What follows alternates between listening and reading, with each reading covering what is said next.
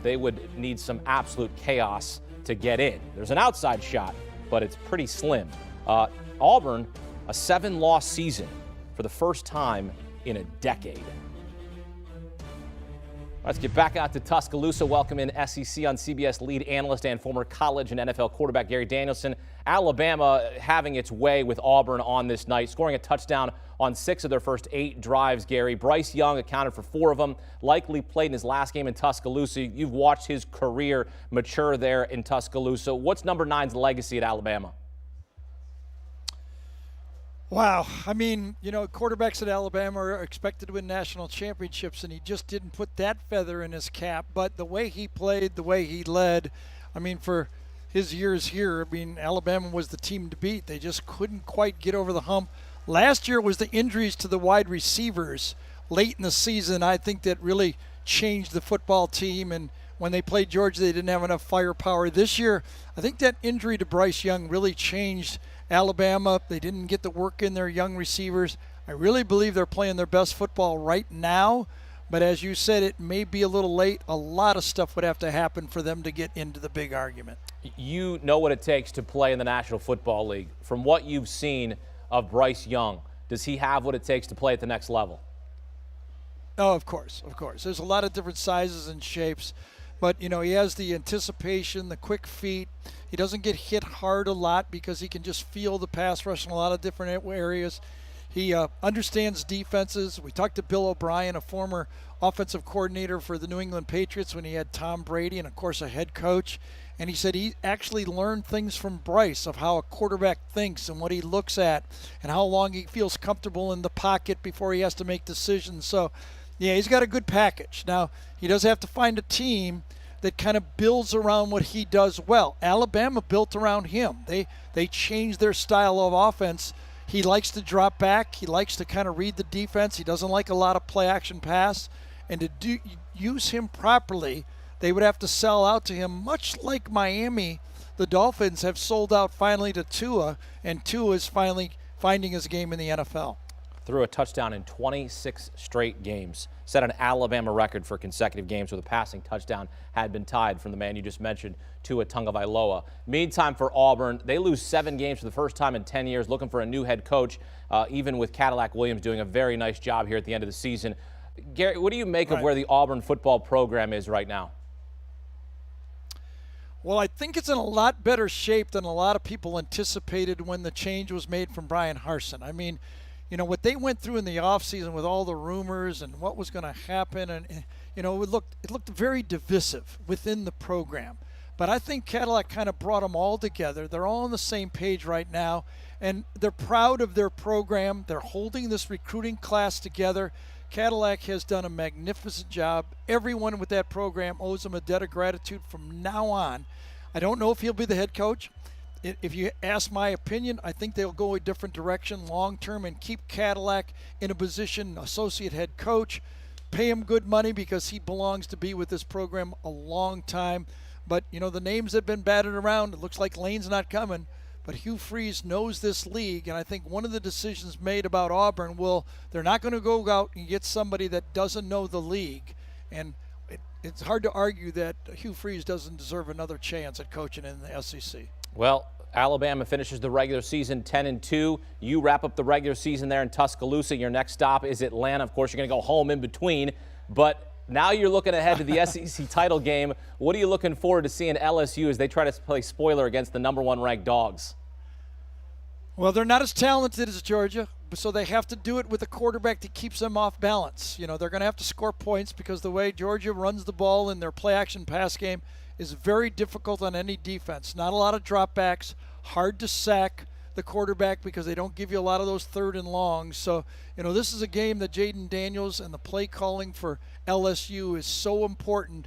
They have to keep the game close, and Jaden Daniels can do what he does at the end of the game and win in those football games. Looking forward to it.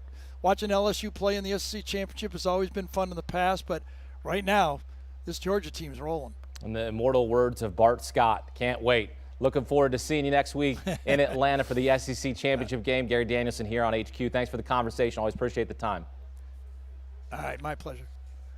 Last team to win back-to-back national championships, Alabama, 2011, 2012. Number one, Georgia looking to repeat, but first, the SEC championship in Atlanta.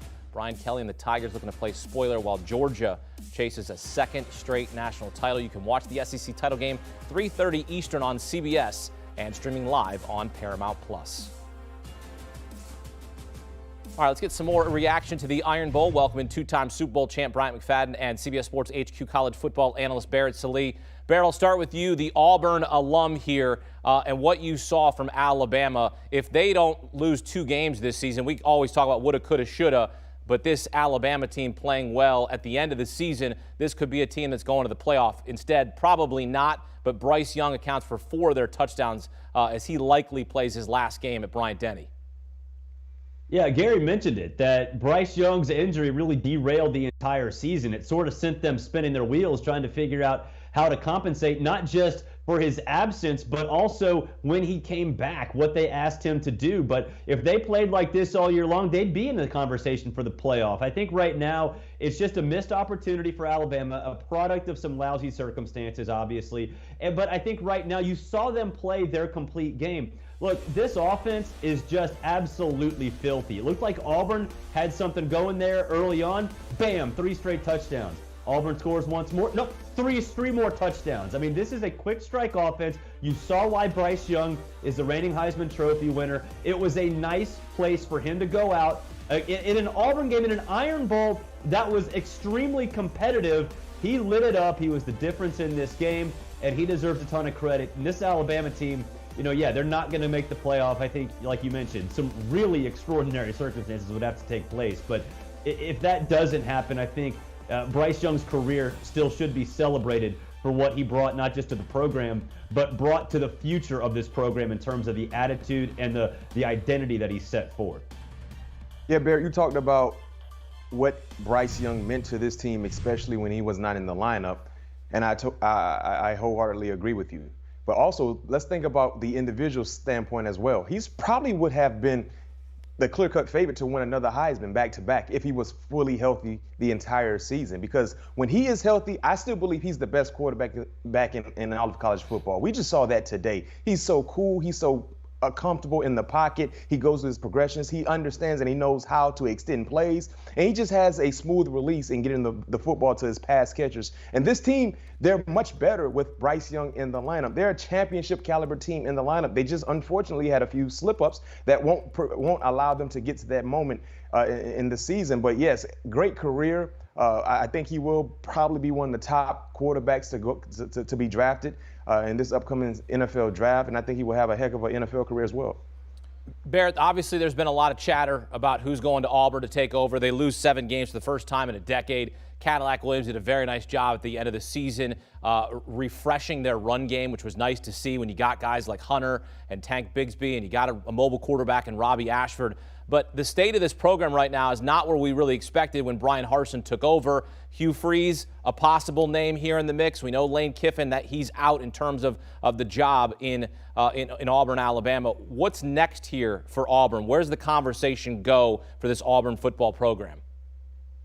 Yeah, I mean, obviously it sounds like Hugh Freeze is going to be first on their list. We'll see what happens over the next 24, 48 hours. But I think Carnell Williams, the importance that he brought to this team over the last 4 games should never be forgotten, because obviously it's been a broken program really for the last year now since Brian Harsin was almost overthrown last February. And what Carnell has done over this last month has brought the program back together. And think about this.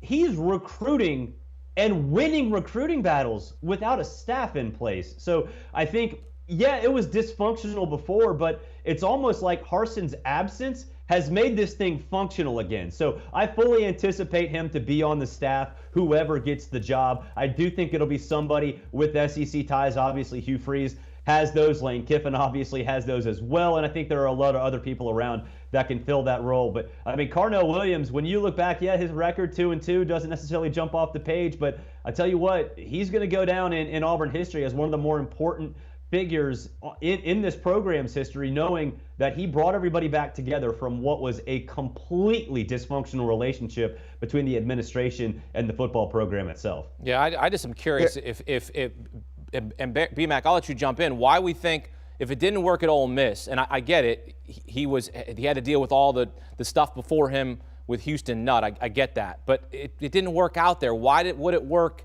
at Auburn, where the expectation? Look, I know the expectations of Ole Miss are high, but you're playing Alabama every year here at Auburn. I mean, playing a game like today, this is a game you expect your coach to go in and try to beat Nick Saban. We think that can happen, BMAC? You think that if Hugh Freeze is the answer, like that retread works?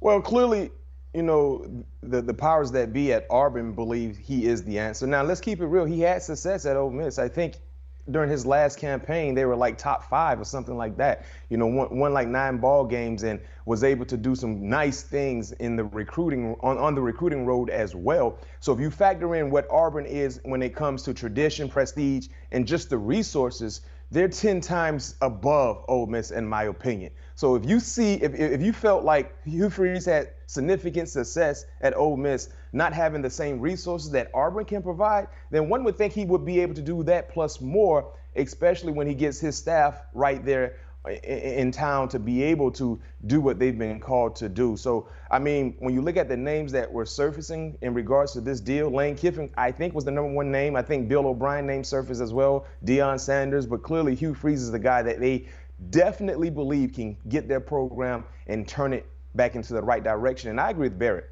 Cadillac Williams has to be on the staff. Yeah, I mean, he is Auburn football. Yep. The man went to Auburn, balled out. He's relatable. He can relate to the kids. And as Barrett mentioned, it wasn't a drastic change in regards to wins and losses. But one thing Cadillac did provide when he became the interim head coach, energy. And I started watching Auburn football differently because I saw a different energy and different vibe. And that starts and stops with the interim head coach, in Cadillac Williams. Yeah, and Barrett, you know the story, of course, very well, being an Auburn alum, in terms of what happened with the money from Hugh Freeze's assistant, allegedly to Laramie Tunsil, all of that, right? Like, just to set the context of this conversation for those that maybe forgot or don't remember what happened. But like now we know that we have NIL, so that doesn't become a problem here. And so we just go, okay, Hugh Freeze will come on in, resurrect our program because it's not going to be a problem now. Is sort of that the thinking, that with the recruiting now in a different era? Yeah, for sure. But if you go back and look at those Ole Miss sanctions, really, he didn't even get caught doing an awful lot. He actually got fired because of the inappropriate calls from his school-issued cell phone. But, you know, when you look back at those sanctions, he was only going to get a 2-game suspension. You know, that was going to be the punishment had he worked somewhere else in the SEC before 2018. So in the grand scheme of things, what they actually popped Ole Miss for wasn't that big of a deal. And like you said, in the age of NIL, there are far different ways you can work that. And look, I think going back to his Ole Miss days, I think there's this idea, well, he cheated. That's why they were successful. Go back and watch